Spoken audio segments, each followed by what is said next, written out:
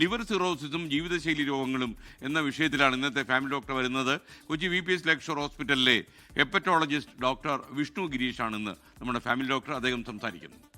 Family Doctor, supported by VPS Lakeshore.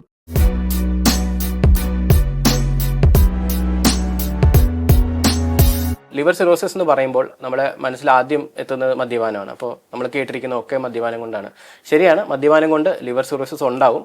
ഒരു ഭൂരിപക്ഷം ആളുകളിലും cirrhosis ഉണ്ടാവുന്നത് മദ്യപാനം കൊണ്ട് തന്നെയാണ്. പക്ഷേ ഇപ്പോൾ നോക്കുകയാണെങ്കിൽ നമ്മുടെ ജീവിതശൈലി രോഗങ്ങൾ കാരണമാണ് സിറോസിസ് ഇപ്പോൾ കൂടുതലും ഉണ്ടാകുന്നത്. കൂടുതൽ എന്ന് പറയുമ്പോൾ ഓൾമോസ്റ്റ് ഒരു മെജോറിറ്റി അതായി വരുന്നു. അപ്പോൾ അതല്ലാത്ത വേറെ പല പല കാരണങ്ങളും ഉണ്ടാവും. പക്ഷേ നമുക്ക് ജീവിതശൈലി രോഗങ്ങൾ നമുക്ക് എങ്ങനെ പ്രിവെൻറ്റ് ചെയ്യാൻ പറ്റും, നമുക്ക് ഒരു പക്ഷേ കുറേയൊക്കെ തടഞ്ഞു വെക്കാൻ പറ്റുന്ന കാര്യങ്ങളാണ്. അല്ലെങ്കിൽ സിറോസിസ് ആവുന്നതിന് മുന്നേ നമുക്ക് റിവേഴ്സാക്കി നോർമലിലേക്ക് കൊണ്ടുവരാൻ പറ്റുന്ന കാര്യമാണ് ഈ ജീവിതശൈലി രോഗങ്ങൾ എന്ന് പറയുന്നത്. അപ്പോൾ ശരീരഭാരം നമ്മൾ എപ്പോഴും ഒരു നോർമൽ ശരീരഭാരം എന്ന് പറയുമ്പോൾ ഒരു BMI എന്ന് പറയുമല്ലോ, ബോഡി മാസ് ഇൻഡെക്സ്, അത് ഒരു 23 താഴെ വെക്കുക.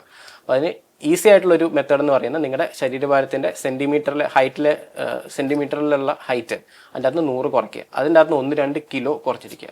അതായത് 160 സെൻറ്റിമീറ്ററാണ് നിങ്ങളുടെ ഹൈറ്റ് എങ്കിൽ നിങ്ങളുടെ ഭാരം ഒരു 58-59 കിലോ ആക്കി വെക്കുക, 60-ന് താഴെ വെക്കുക. അതൊന്ന്. രണ്ടാമത്തേത് ഷുഗർ. നിങ്ങളുടെ ഷുഗർ എപ്പോഴും കൺട്രോൾ ചെയ്ത് വെക്കണം. ഷുഗറാണ് ഏറ്റവും വലിയ റിസ്ക് ഫാക്ടർ സിറോസിസ് ഉണ്ടാവാനുള്ള. അപ്പോൾ ഷുഗർ കൺട്രോളിൽ വെക്കുക, ഷുഗറിൻ്റെ ഗുളിക കഴിക്കുക, എക്സസൈസ് ചെയ്യുക. ശരീരഭാരം കുറച്ച് കഴിഞ്ഞാൽ, അതായത് 10% ശരീരഭാരം കുറച്ച് കഴിഞ്ഞാൽ നിങ്ങളുടെ ലിവർ കട്ടിയായി പോവാണ്. ഇപ്പോൾ സിറോസിസ് എന്ന് പറയുന്ന ലിവർ കട്ടിയായിട്ട് പോകുന്നൊരവസ്ഥയാണ്.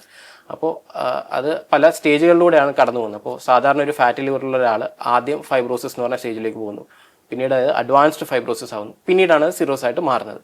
അപ്പോൾ നിങ്ങളുടെ 10% വെയിറ്റ് കുറച്ചാൽ തന്നെ ഈ ഫൈബ്രോസിസ് കുറയാനുള്ള ചാൻസസ് ഉണ്ട്. പിന്നീട് വരാനുള്ള വേറെ പല പല അസുഖങ്ങളുണ്ട്. അതായത് ഓട്ടോ ഇമ്മ്യൂൺ ലിവർ ഡിസീസ് എന്നൊക്കെ പറഞ്ഞ് സാധാരണ പെണ്ണുങ്ങളിലാണ് കാണുക. അപ്പോൾ ഈ ഓട്ടോ ഇമ്മ്യൂൺ ലിവർ ഡിസീസ് ഒക്കെ ആണെങ്കിൽ സാധാരണ വരുന്നത് മഞ്ഞപ്പിത്തമായിട്ടാണ്. ആദ്യം ഒരു ജോണ്ടിസ് പോലെ കണ്ണ് മഞ്ഞയാവുന്നു. പിന്നീട് നമ്മുടെ ലിവർ ടെസ്റ്റ് എടുത്ത് നോക്കുമ്പോൾ അതിൻ്റെ അകത്ത് ലിവർ എൻസൈംസ് എന്ന് പറയും, SGOT SGPT, അതൊക്കെ ഭയങ്കരമായിട്ട് കൂടിയിട്ടുണ്ടാവും. എന്തെങ്കിലും ഫാമിലിയിൽ ആർക്കെങ്കിലും സിറോസിസ് ഉണ്ടോ, നമുക്ക് എന്തെങ്കിലും ഈ പറഞ്ഞ റിസ്ക് ഫാക്ടേഴ്സ് എന്തെങ്കിലും ഉണ്ടെങ്കിൽ നമ്മൾ ബ്ലഡ് ടെസ്റ്റ് ചെയ്ത് നോക്കി കറക്റ്റായിട്ട് ചെയ്തു പോയി സൂക്ഷിച്ച് ജാഗ്രതയോടെ ഇരുന്ന് കഴിഞ്ഞാൽ നമുക്ക് ഇത് പ്രിവെൻറ്റ് ചെയ്യാന്നുള്ളതാണ് അതിൻ്റെ ഒരു. Family Doctor, supported by VPS Lakeshore.